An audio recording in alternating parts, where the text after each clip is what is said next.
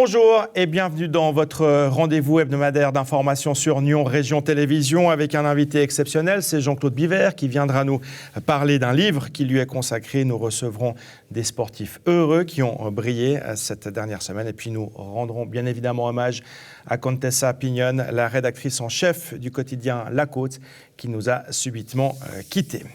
L'homme qui a sauvé la montre mécanique, c'est le titre de ce livre. Entretien avec Jean-Claude Biver, recueilli par Gérard Lelarge. Bienvenue Jean-Claude Biver sur ce plateau. Alors pourquoi est-ce que ce livre sort maintenant ? Écoutez, il sort maintenant parce que M. Lelarge m'a interviewé pendant 150 heures et qu'il m'a fallu du temps pour lui consacrer 150 heures. Ouais. Vous imaginez, c'est beaucoup de temps. Et puis ensuite, une fois qu'il avait recueilli tous ces interviews, il l'a mis en forme. Et puis, j'ai dit, mais je ne vais pas écrire un livre. S'il faut toujours avoir une certaine arrogance ou vanité d'écrire un livre. Et puis finalement, non, je l'ai donné à lire à quelques personnes. Et on m'a dit, mais non, mais il faut le donner parce que c'est un livre qui peut être utile à tous les jeunes entrepreneurs et tous les jeunes étudiants. Et là, j'ai changé d'avis. J'ai dit, s'il peut servir à des jeunes entrepreneurs, des jeunes étudiants, eh bien, il aura une raison d'être, qui est une raison autre que de raconter mon histoire. Donc, voilà pourquoi ce livre a mis 3 ans ou 4 ans avant que j'ai donné mon OK pour l'éditer. Est-ce que ce livre, c'est en quelque sorte vos mémoires déjà, un retour sur votre parcours professionnel ? Non, parce que mon parcours professionnel n'est de loin pas fini. Non, il n'est pas fini, mais jusqu'à aujourd'hui. Oui, il raconte jusqu'à aujourd'hui, on pourrait dire, jusqu'à fin 2014. Mais non, le livre raconte surtout l'éthique, le pragmatisme, le sens entrepreneurial, comment on peut réussir sans argent aussi. Donc c'est un vrai livre qui peut donner des idées, qui peut donner du courage et qui peut donner envie. Et si on peut donner du courage et de l'envie et un peu de rêve, eh bien, le livre aura rempli sa fonction. Maintenant, je fais beaucoup de conférences dans les universités, que ce soit Cambridge, que ce soit Harvard, que ce soit l'IMD, comme vendredi dernier, l'INSEAD à Paris, London Business School, etc. Et je fais chaque année parce que je veux donner aux étudiants aussi l'approche pragmatique et pas que la théorie. Aujourd'hui, on est tous des technocrates, on devient de plus en plus technocrates, et la technocratie est un moyen, mais c'est pas un but. Et la technocratie, si on l'utilise trop, on perd le bon sens, on perd la connexion au sens paysan. Et ce livre va raconter des histoires qui sont très pragmatiques. J'ai moi-même fait des études, donc je peux dire que les études aujourd'hui sont un peu trop dirigées vers la technocratie. Et donc, je suis assez content. Et l'écho est très bon. On est à la 3e édition, je crois. Donc, on en a vendu 3 fois plus qu'on le voulait. Il faut dire que moi-même, j'en achète beaucoup. Parce que dans toutes mes conférences, je le donne aux étudiants pour qu'ils aient un souvenir. C'est un livre facile. On peut le lire aux toilettes. Comme un marabout. Ouais. Voilà. Donc, voilà. Et puis, c'est un livre sans prétention. Alors, l'homme qui a sauvé la montre mécanique, c'est le titre de ce livre. Parce que si on revient effectivement un tout petit peu sur votre parcours, il y a cette étape importante dans les années 80 où il a fallu effectivement se battre. Oui, face à l'arrivée du quartz. Voilà, on était avec Jacques Piguet, puisqu'il faut quand même dire que nous étions deux partenaires, et Jacques et moi, on était convaincus que la montre mécanique avait un énorme avenir. Et pourquoi est-ce que la montre mécanique aurait-elle un avenir en plein crise du quartz ? Eh bien, parce que nous étions de l'avis que le quartz, qui est une formidable, extraordinaire invention de la technologie, mais que le quartz, venant de la technologie, c'est le produit d'une technologie, c'est l'enfant d'une technologie. Toute technologie est appelée à devenir obsolète. Alors que la montre mécanique n'est pas le produit d'une technologie, c'est l'héritage d'une culture, c'est l'héritage d'un savoir-faire, c'est l'héritage d'un art, et l'art ne meurt jamais. Mozart, il est vivant. Tous les jours, il y a des gens qui écoutent Mozart. Picasso est vivant. Donc, on se disait à l'époque, la montre mécanique quel que soit l'avenir du quartz, la montre mécanique existera toujours à côté du quartz, car il y aura toujours l'obsolescence et en face, l'éternité. Et chacun a le droit de choisir ce qu'il veut. Donc, si je veux acheter une montre à quartz, où est le mal? Il n'y a pas de mal. Par contre, il y a des gens qui vont dire, non, moi, je ne veux pas acheter une montre qui se jette, je veux acheter une montre mécanique. Ça, c'était notre raisonnement en 82. Et rendez-vous compte, il est encore valable aujourd'hui. Aujourd'hui, avec la montre connectée, on peut dire la même chose. La montre connectée, aussi extraordinaire qu'elle puisse être, aussi pratique qu'elle puisse être, moi-même, je la porte. Mais on sait, dans 5 ans, dans 8 ans, c'est comme votre téléphone, il faudra le changer. Alors qu'une magnifique montre mécanique, qu'elle soit de Hublot, de Rolex, ou de peu importe de qui, c'est quelque chose que vous pourrez donner à vos enfants, que vous pouvez garder, qui peut marcher 50 ans, 100 ans. Et ça, c'est la grande différence. Vous parlez justement de la montre connectée, c'est voilà, la tendance actuelle. Est-ce qu'aujourd'hui, toutes les marques se doivent d'avoir justement une montre connectée dans leur catalogue? Surtout pas. Prenons une marque que je connais bien, prenons Hublot. Hublot, c'est une marque de luxe chère. Et Hublot a un prix moyen dans le magasin de l'ordre de 20 000 francs. C'est la moyenne.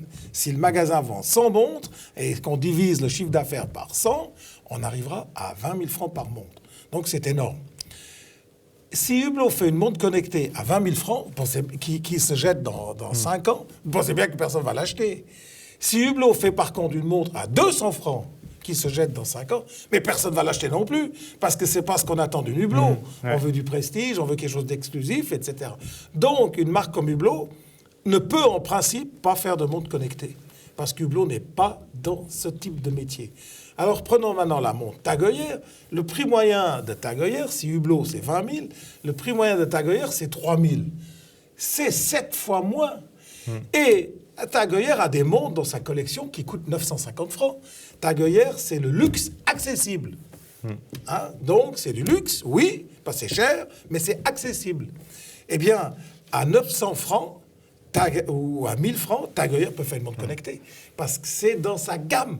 Ça ne détruit rien. Alors qu'Hublot qui ferait une montre à 900 francs, ça détruit complètement le mythe. C'est comme si Ferrari faisait une voiture à 10 000 francs. C'est pas possible. Jean-Claude Biver, si on vous connaît beaucoup dans la région, c'est évidemment par Hublot, avec le siège qui est à Nyon, qui grandit encore chaque fois plus. Vous avez complètement redynamisé la marque à votre arrivée. C'est une de vos fiertés de votre carrière professionnelle. C'est l'avant-dernière fierté. J'ai cru que c'était la dernière. Et Hublot, c'est un miracle. On a passé de 26 millions à la route de Divonne lorsqu'on était là-bas. En 2004, et aujourd'hui on est à 500 millions au chemin de la Vurpière, c'est-à-dire on aura fait 18 fois le chiffre d'affaires en 11 ans. C'est quand même extraordinaire. Et on est complètement autofinancé, c'est-à-dire il n'y a pas d'hypothèque, il n'y a pas de leasing, il n'y a pas de prêt d'actionnaire, il n'y a pas de crédit. Tout est payé. Donc, c'est quelque chose où on peut être exceptionnellement fier. C'est un exemple, je dirais, unique dans l'histoire de l'horlogerie. Donc, c'est ma fierté. Ça me restera gravé à jamais dans mes tripes, dans mon sang, dans mon cœur, dans ma tête. Maintenant, j'ai dit c'est l'avant-dernière. Pourquoi? Mais parce qu'on a voulu me donner un peu plus de responsabilité dans le groupe LVMH. On m'a demandé de m'occuper aussi de Zénith et de Tag Heuer. Et je me suis occupé en priorité de Tag Heuer. Et Tag Heuer, c'est ma dernière mission. La prochaine, c'est Zénith.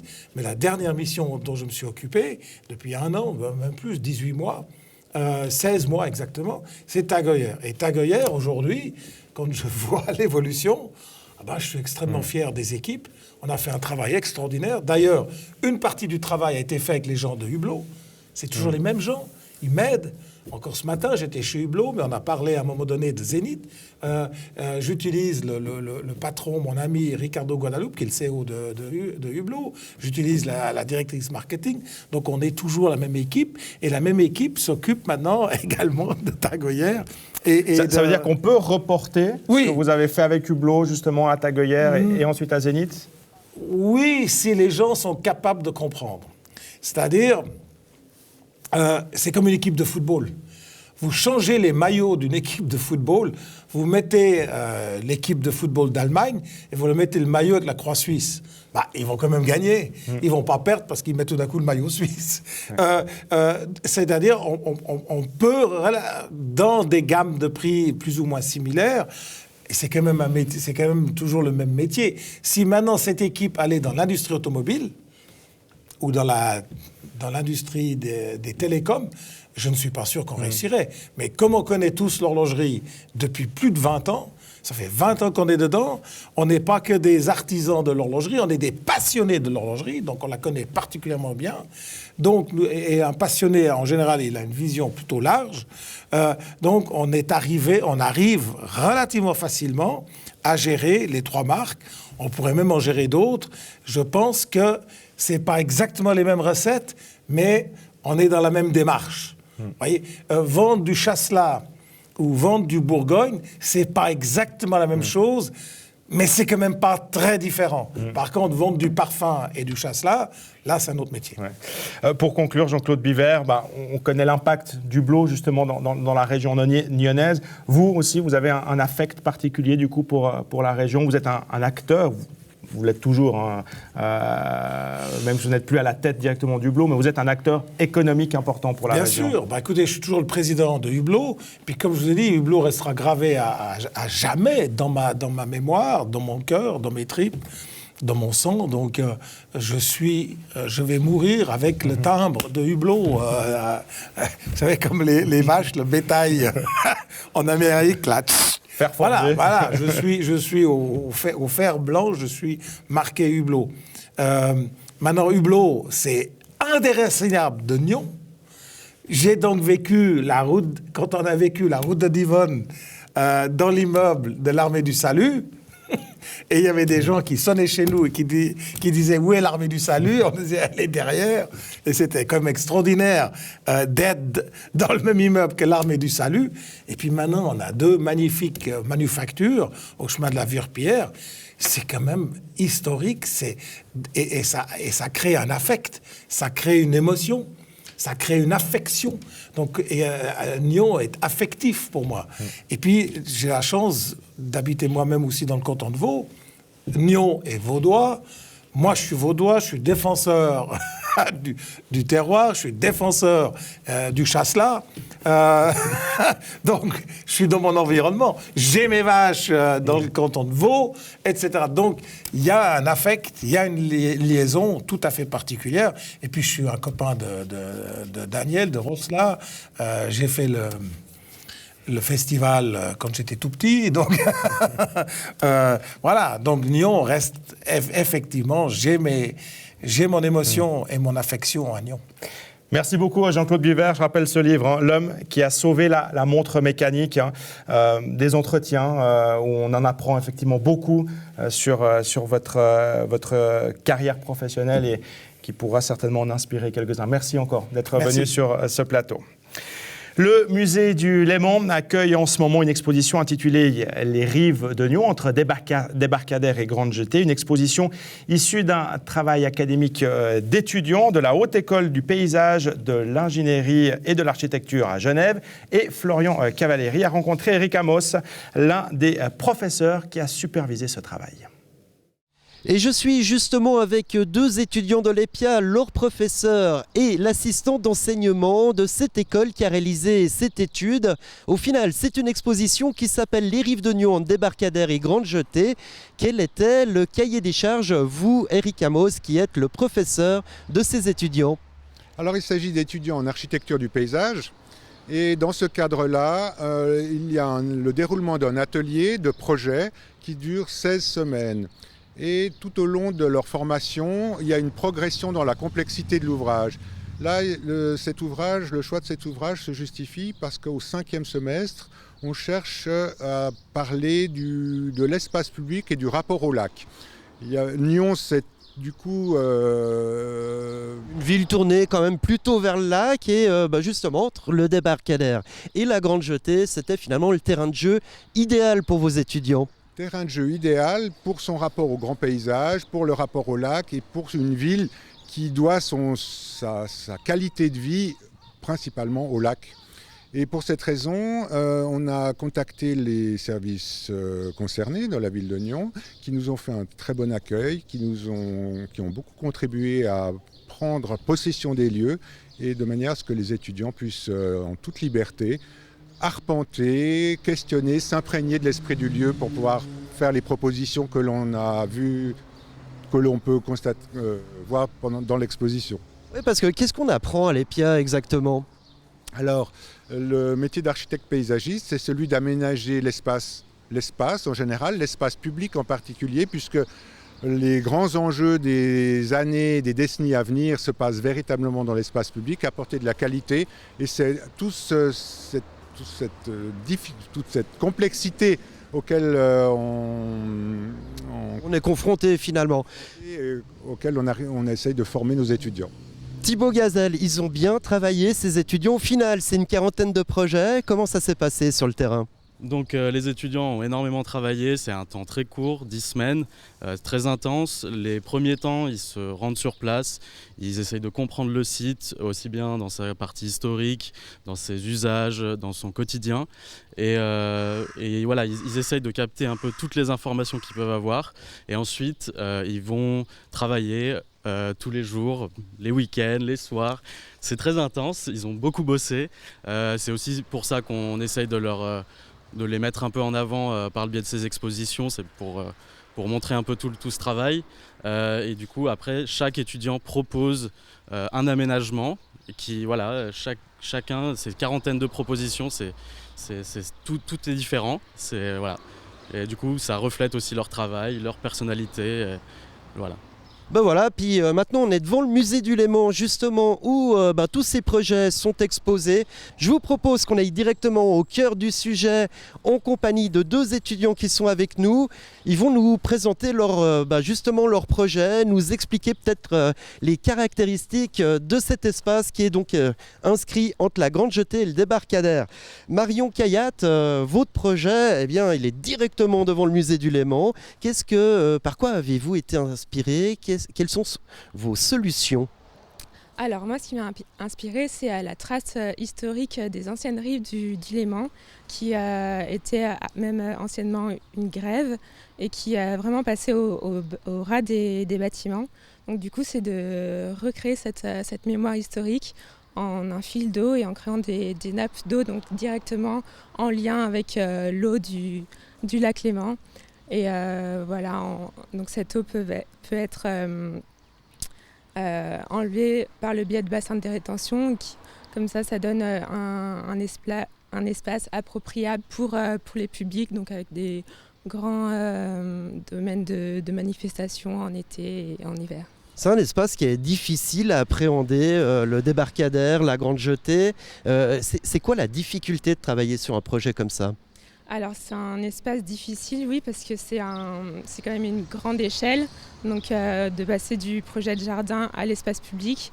Il y a pas mal d'entités, il y a l'entrée en ville, l'entrée dans le bourg et après dans la ville. Pas mal d'entités, les restaurants qu'il faut prendre en compte, les différentes activités, les avirons, etc. Donc il y a plein de pôles d'attractivité à prendre en compte pour faire ce projet et ça peut mettre de la complexité. Et puis il y a un autre mot aussi qu'on lâche souvent du bout des lèvres. Venez ici Florian Perrière, votre projet c'est celui-là, hein, c'est ça. Quelle solution pour cet espace ? Donc ce projet il est un petit peu plus différent, il amène une autre réflexion sur cet aménagement des rives de Nyon.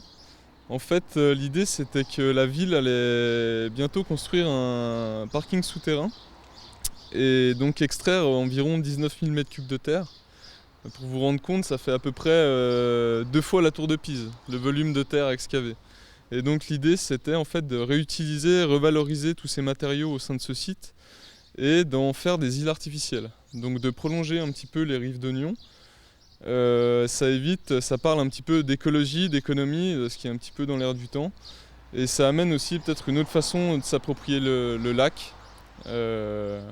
Et de voir autrement un petit peu ce site. Voilà. Voilà, voyez, on n'est pas si éloigné que ça finalement de la mobilité avec cette excavation pour ce parking souterrain. Thibaut Gazelle, il y a une première partie de cette exposition qui s'est justement déroulée dans les Hauts-de-Nyon. Quels ont été les premiers retours? Alors on était la première phase de cette exposition, vous parlez, c'était donc à la Grenette. C'est une petite exposition qui a duré une semaine environ. On a eu des très bons retours, à la fois des visiteurs, des habitants de la ville de Nyon, des gens qui travaillent à Nyon, des autorités. Toutes ces propositions, là, on n'en a exposé que 8. Il y en a beaucoup plus. Elles sont disponibles donc dans le musée. J'invite les gens à aller les voir aussi pour voir l'ensemble du travail des étudiants. Et puis, c'est des propositions assez diversifiées qui posent question. Mais on reste dans une logique de travail pédagogique. Donc, il n'y a pas de projets qui vont être réalisés suite à ces propositions d'étudiants. Mais ça pose question. Ça pose question, Eric Amos, quand même, j'imagine vous êtes en lien avec les autorités.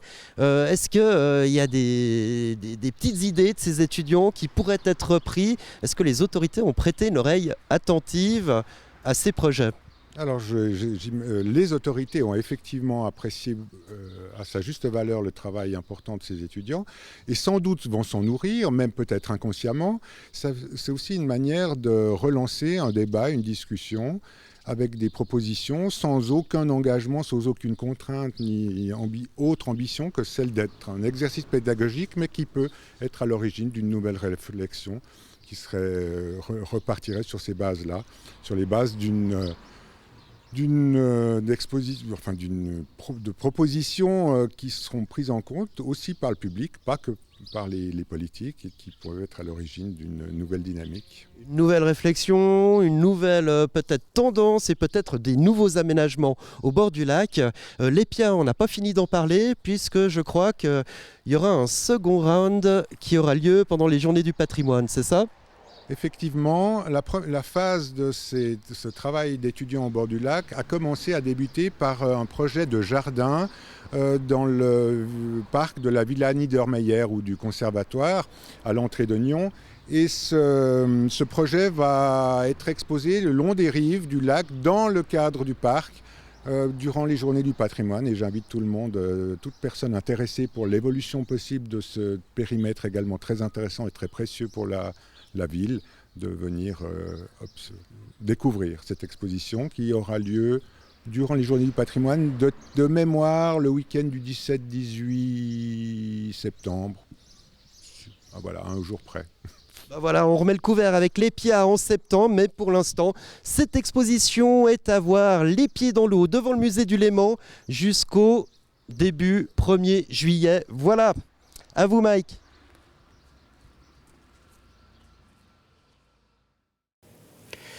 Les Samaritains de Nyon ont un siècle, 100 ans d'histoire qui seront notamment célébrés à l'occasion d'une exposition qui se tient jusqu'à samedi à la salle de la Grenette. David Sgragen, vous êtes le vice-président des Samaritains de Nyon. Bienvenue. Merci. Petit rappel historique, tout d'abord, ces Samaritains de Nyon ont été fondés il y a un siècle. C'était au départ une section de la Croix-Rouge.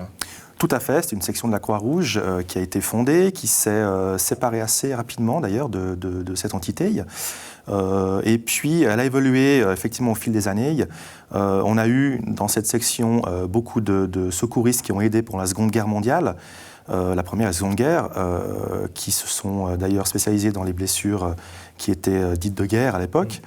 Et puis au fil des années, donc, on a eu de plus en plus de Samaritains dans cet entre-deux-guerres et on arrive à un développement qui est aujourd'hui celui d'une section qui offre des cours qui ne sont plus portés bien sûr sur ces mêmes problèmes, mais sur des cours en entreprise. On a bien sûr les cours pour les voitures, le sauveteur et de plus en plus maintenant de gens qui se forment eux-mêmes au secourisme par acquis ou pour travailler dans leur entreprise. Alors aujourd'hui, vous comptez 80 membres. Il y a 50 ans, par exemple, il y en avait 118. On n'arrive pas à les garder, ces membres, on n'arrive pas à grandir. Alors, on a un peu la problématique qu'ont toute unité, on va dire bénévole, c'est que les gens aujourd'hui sont très occupés dans leur vie privée. On a des accès à des voyages qui sont faciles, les gens ont des week-ends qui sont très occupés. Donc, peu de temps à consacrer au bénévolat, où ils sont pris sur d'autres systèmes bénévoles. Mais aussi le fait que maintenant, on demande aux gens de s'engager un petit peu plus à long terme. Et voilà, c'est une culture qui n'est plus forcément non plus dans l'esprit des jeunes aujourd'hui, qui veulent plutôt des choses à moyen ou court terme. Donc on a un peu de peine à recruter. Il y a aussi le fait que, il y a quelques années, encore quelques décennies, les gens étaient peut-être plus paniqués par des actes de guerre, peut-être par des envies de se protéger en cas de conflit. Et maintenant, on est un petit peu plus éloigné de ce genre de choses. Les gens sont moins attachés à ça, peut-être. Alors, dans cette exposition, il y a la possibilité pour les visiteurs de tester leurs connaissances, de savoir notamment s'ils font les bons gestes. C'est quoi les bons gestes? Alors, en très résumé, évidemment. Alors, en très résumé, c'est de faire les gestes dont on se sait capable. C'est d'appeler à l'aide, surtout si une situation nous échappe ou semble partir dans le mauvais sens. Prévenir les secours, ça, c'est important. Si une situation se déclenche, il faut prévenir d'abord, demander de l'aide. Ça, c'est important, on le répète souvent et encore. Et puis après, les bons gestes, ils s'apprennent, ils se répètent aussi assez souvent. D'ailleurs, on peut parler effectivement du permis voiture, qui est en Suisse une très bonne formation, puisque chaque conducteur est formé à la certification de sauveteur, mais ça s'oublie au fil du temps. C'est exactement ça. On est tous passés par là. Oui. Effectivement, on a fait des cours de samaritain parce que c'était obligatoire pour justement l'obtention du permis de conduire. Mais ça s'oublie. Exactement. Moi, je le reconnais le premier. Si vous me demandez de faire là le geste qu'il faut, je pense que j'en suis incapable. Il ne faudrait pas justement rafraîchir plus régulièrement la mémoire des gens? Alors, sans les contraindre, forcément? Non, c'est une très bonne politique. On a des cours de refresh qui sont fournis par toutes les sections de Samaritains. Vous pouvez aller sur le site des Samaritains vaudois, par exemple, la CVS, où il y a tous les cours par section. C'est des cours qui durent 3 heures, qui sont très très utiles. On réapprend certains gestes de base qu'on a oubliés, et puis il y a des gestes qui ont été modifiés depuis le permis de conduire et aujourd'hui des cadences de massage qui sont différentes, etc. Donc il y a des mises à jour à faire et pour tout un chacun qui fait ses cours, après on se sent plus sûr et plus serein aussi en cas d'accident de voiture par exemple. On a eu un rappel récemment.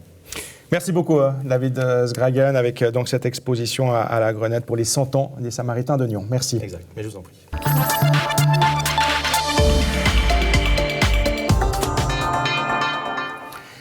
Les mérites sportifs nyonnais ont été remis la semaine dernière. On en avait parlé sur ce plateau avec Florian Segesser lors de notre émission précédente. Et nous avons le plaisir d'accueillir sur ce plateau les 2 lauréats en individuel. Mathilde Ray, bienvenue, et Scott Quincy, bienvenue à vous deux. Tout d'abord, qu'est-ce que ça représente pour vous, cette distinction, Mathilde? Ça fait vraiment très plaisir. Merci beaucoup à l'association sportive de Nyon et aux sponsors. Et c'est vraiment un honneur de représenter ce petit club nyonnais et de suivre la lignée des Sprunger. Scott, pour vous? Ça me fait vraiment plaisir. Et c'est une étape qui montre que j'ai la possibilité de gagner plus. Puis, ça me fait vraiment content. Alors, vous êtes tous les deux très jeunes, vous avez 16 ans, Mathilde, 17 ans pour vous Scott. Est-ce que vous arrivez à vous projeter sur le long terme et à vous dire, je veux faire de ce sport, l'athlétisme, le vélo, je veux faire de ce sport mon métier? Mathilde, honneur aux filles. Alors, pour moi, oui, c'est vraiment... j'ai vraiment envie d'aller plus loin dans l'athlétisme et de faire carrément une profession, d'en faire une profession. Et ouais, voilà. Pour vous, c'est même pour moi, vraiment. Le vélo, c'est vraiment important pour moi. Et j'espère être professionnel un jour. Alors ça, c'est l'objectif à plus long terme. Là, dans l'immédiat, la saison, elle bat son plein actuellement. Qu'est-ce que vous fixez comme objectif pour cette saison, l'année prochaine aussi, par exemple? Alors, mon objectif, c'est de commencer l'heptathlon. Donc, c'est cette discipline. Et carrément d'essayer d'aller aux Europes, de me qualifier pour les Europes en heptathlon. Pour moi, en quelques semaines, j'ai les championnats suisses de contre-la-montre et de route. Et j'espère me positionner là le meilleur possible. Puis après ça, il faudra voir. Alors, vous êtes tous les deux des polyvalents, justement, de vos sports respectifs. Donc, vous allez plutôt privilégier l'heptathlon, à ce que l'on comprend. Mais est-ce qu'il y a une discipline, quand même, que vous préférez? Alors oui, j'aime beaucoup les sports, les disciplines de saut, dont la longueur. Et j'aime bien aussi la hauteur parce que je suis assez grande et j'ai un petit avantage dans cette discipline pour ma taille. Pour vous, Scott, hein, vous faites de la route, de la piste, également du cyclocross, donc vous faites tout. Du VTT aussi. À un moment, il faudra peut-être choisir quand même. Hein. Ouais, pour le moment, j'ai choisi de la route. L'année passée, j'ai fait tous les 4, mais je spécialise en route pour le moment. Et quand ça vient en hiver, je vais faire un peu de cyclocross, un peu plus. Mais ouais, pour le moment, c'est la route. Eh bien, merci beaucoup à vous deux d'être venus. Bravo encore hein, pour cette distinction. Et puis, on espère vous retrouver dans les prochaines années, effectivement, tout en haut de l'affiche en tant que professionnel. Bravo à vous. Hein. Et puis, on va parler maintenant de la Coupe vaudoise. Elle est là. Je vais vous la montrer. La Coupe vaudoise de football qui a été remportée dimanche par le FC Genolier-Beugnin. Une victoire 3-2 après prolongation contre le Luc d'Origny. Marc Stouder, vous êtes l'entraîneur du FC Genolier-Beugnin. Bienvenue sur ce plateau. Vous avez réalisé que vous l'avez gagnée. Quelle est à vous cette coupe? Oui, je crois qu'on a eu le temps de réaliser et de bien profiter de la victoire. Je crois que le fait de pouvoir vous amener la coupe aujourd'hui est un exploit pour notre club. D'une part, parce que l'équipe l'a gagné sur le terrain, c'était le premier exploit. Et le deuxième, pour moi, c'était de pouvoir vous la ramener aujourd'hui. Parce que j'ai d'abord, dans un premier temps, dû essayer de la retrouver. Et deuxièmement, essayer de la mettre en état pour pouvoir la présenter. Alors, on le sait, effectivement, vous avez fait une énorme fête hein, après cette victoire. C'était important aussi de profiter de cet instant parce que c'est unique peut-être pour beaucoup de vos joueurs. C'est un moment unique. Oui, pour les joueurs d'une part, mais aussi pour tous les gens qui entourent le club et qui ont organisé cet événement comme un événement unique et qui ont beaucoup œuvré dans les coulisses pour en faire une belle fête du football. Et je pense qu'on retiendra surtout l'après-match. Donc la victoire était belle, mais il y a eu beaucoup de dépenses d'énergie aussi après le match. Et je pense que cette soirée-là, on s'en souviendra pendant très longtemps. Vous avez pu compter justement sur vos supporters, parce que vous avez une cohorte de fans qui est assez impressionnante. Ils étaient 400, 500 peut-être au bord du terrain dimanche. C'est aussi précieux d'avoir ce soutien.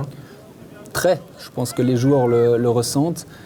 C'est le cas tout au long de la saison, donc on a beaucoup de gens qui nous suivent, mais c'est vrai que sur cet événement-là, avec 2-3 facilitations logistiques aussi que le club a mis en place, comme des bus qui ont permis aux supporters de venir sans leurs propres moyens de locomotion, on avait effectivement beaucoup de monde autour du terrain, beaucoup de monde qui ont joué le jeu aussi, qui ont porté les couleurs du club. Et définitivement, je pense que ça amène une motivation supplémentaire pour les joueurs qui avaient l'impression de jouer à la maison. Tim Guillemin, qui est journaliste à Footvo, c'est un grand spécialiste du foot vaudois. Il a écrit dans son compte-rendu que vous n'étiez pas forcément l'équipe la plus forte sur le terrain, mais que vous aviez quelques qualités, notamment d'abnégation, de don de soi et d'effort, c'est ce qu'il a écrit, qui vous rendent justement quasi imbattables. Est-ce que vous partagez ce constat ? Alors sur le niveau foot, je suis complètement d'accord. Je pense qu'aujourd'hui, dimanche, l'équipe qu'on a affrontée de Luc d'Origny a des individualités que nous on n'a pas, avec des joueurs d'expérience qui ont évolué dans des ligues supérieures, ce qui est le cas chez nous uniquement de 1 ou de 2 joueurs. Donc individuellement, probablement qu'on était moins fort qu'eux. Je pense qu'on a aussi pas mal souffert pendant le match, mais effectivement, notre force, c'est notre état d'esprit, notre force, c'est notre solidarité. Et je pense qu'en termes d'engagement, dimanche, on n'avait absolument rien à envier à notre adversaire et c'est peut-être là qu'on a fait la différence sur les 120 minutes. Et c'est une récompense aussi de tout le travail du club depuis de nombreuses années parce que vous avez énormément de jeunes qui sont passés justement, ou de joueurs en tout cas, qui sont passés par les filières juniors du club. Je pense que c'est effectivement ancré dans la plupart des joueurs. Donc cet état d'esprit-là, on ne l'a pas inventé pour le match de ce week-end. C'est quelque chose qui habite les joueurs. Plus de 3/4 des joueurs sont des joueurs issus du club et c'est un petit peu comme ça qu'ils ont évolué à travers les différentes catégories juniors. Et effectivement, une fois qu'ils arrivent en première équipe et puis qu'ils sont lancés dans le bain, ils sont tout de suite prêts et je pense qu'ils arrivent à s'intégrer facilement et Et c'est ce qui va continuer à faire notre force, j'espère. Alors, la récompense de cette victoire en finale de la Coupe Vaudoise, c'est que vous entrez dans le tableau principal de la Coupe de Suisse. Alors, si je vous dis une équipe de Super League, comme le Lausanne Sport, une équipe de Challenge League, comme Servette, ou bien une équipe de Promotion League, le Stade Lyonnais, s'il se qualifie pour le tableau principal, laquelle de ces 3 équipes est-ce que vous choisiriez? Les 3 seraient pour nous une belle fête du foot. Je pense que tirer un gros, ce serait génial pour nous parce que ça nous permettrait d'avoir un record d'affluence. Après, c'est évident que si c'est un de ces clubs que vous venez de citer, ça pourrait drainer un maximum de monde et créer une affiche intéressante dans la région. Je pense qu'on prendrait Lausanne Sport. Tant qu'à faire. Ouais, Lausanne Sport.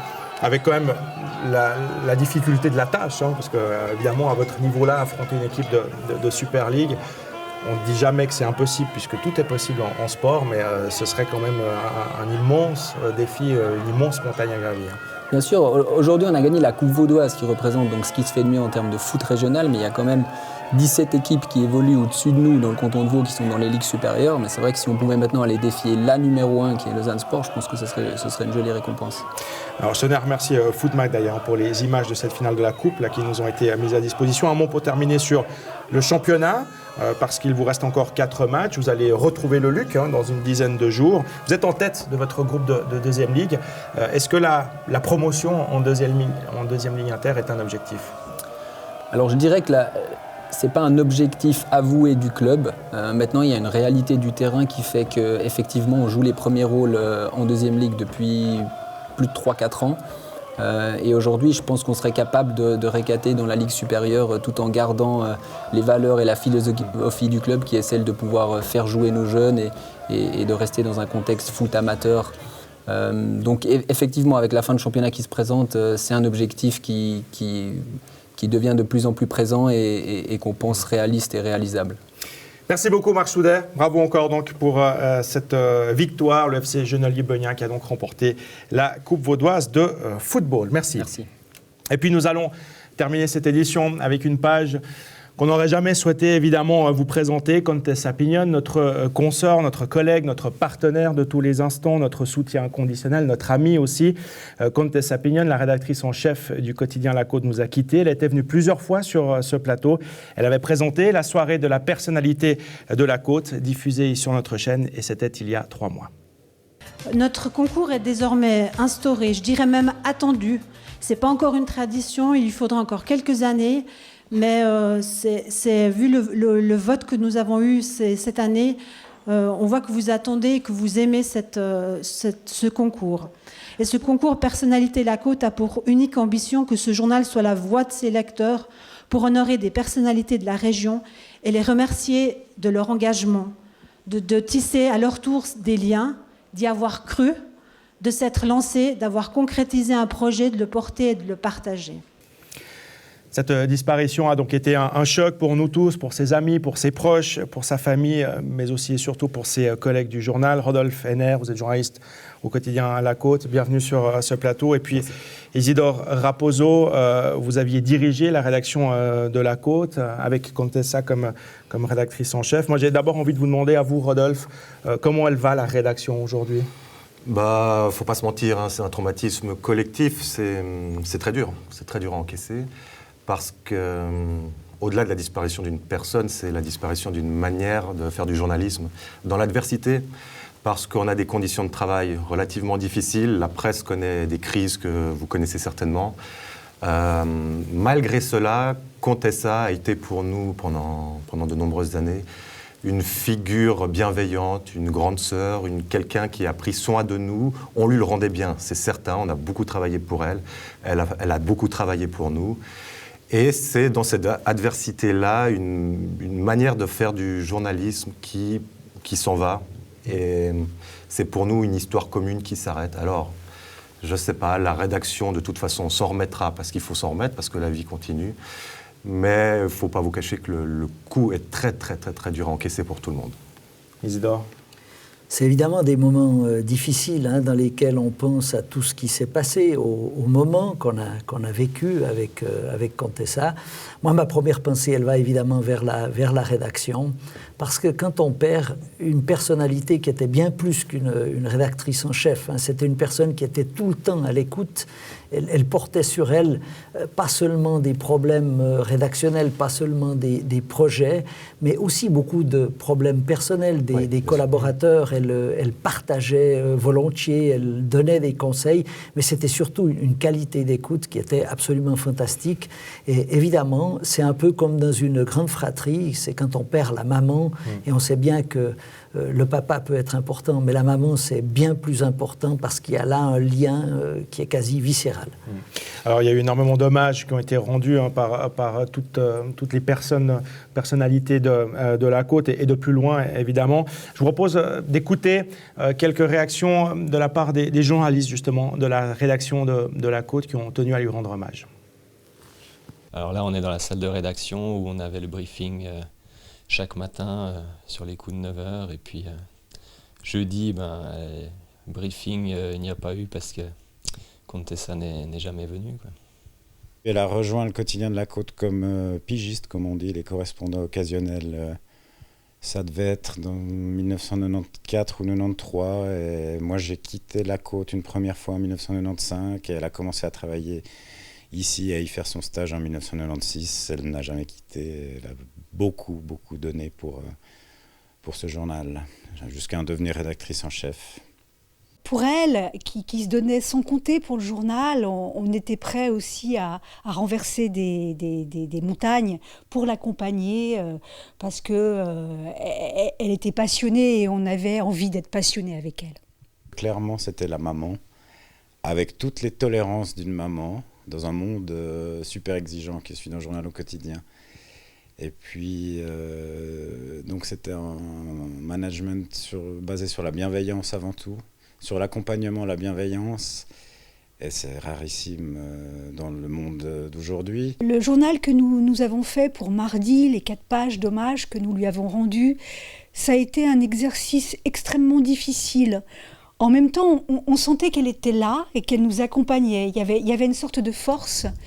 Et on a tout fait pour que ce journal lui rende hommage, pour qu'il soit à son image. Les louanges sont unanimes, c'est une fille gentille et travailleuse, certes, mais fallait pas venir la chatouiller sur des points sensibles. Il ne fallait pas la prendre de haut, il ne fallait pas faire un rapport d'autorité par rapport au journal local, parce que là, elle sortait les griffes. C'est quelqu'un dont la porte était toujours ouverte, c'est quelqu'un qui répondait toujours au téléphone. Elle s'investissait sans compter. Le temps qu'elle a passé pour ce journal, c'est très impressionnant. On a notre travail à fournir, avec ou sans elle. On aurait préféré évidemment avec. Maintenant, on doit faire sans. Donc on va continuer avec l'énergie qui est la nôtre. Chacun va apporter sa pierre à l'édifice avec les moyens qu'il a à disposition actuellement. Et puis on fera notre deuil, il faudra du temps, quoi. Les hommages sont donc unanimes. Elle avait tout donné. Toute sa carrière professionnelle, elle l'a consacrée au quotidien La Côte et elle a tout donné ces dernières années pour ce journal. Elle a tout donné, c'est un peu ça qui nous ennuie, au-delà de sa disparition et de l'émotion, c'est qu'on ressent une certaine colère aussi, parce que son épuisement, parce qu'il s'agit d'un épuisement, il ne faut pas se leurrer, son épuisement était prévisible. Elle a travaillé beaucoup ces dernières années. Ces derniers mois, elle était vraiment épuisée. Elle nous le disait. Elle a pris beaucoup sur son dos. Elle a eu beaucoup de responsabilités. C'est une rédaction, la nôtre, à La Côte. On a déjà connu un drame l'an dernier. On a déjà connu une disparition. On a quelques arrêts maladie. Et tout ça ne traduit qu'une seule chose, c'est la crise économique que traverse la presse. C'est-à-dire que nous travaillons en sous-effectif structurel. C'est comme ça. Voilà ce qui nous inquiète. Ce que j'aimerais dire, en profiter, et je suis content qu'Isidore Raposo soit là, parce que plus fervent défenseur de la presse régionale, il n'y a pas, c'est qu'on est une région riche.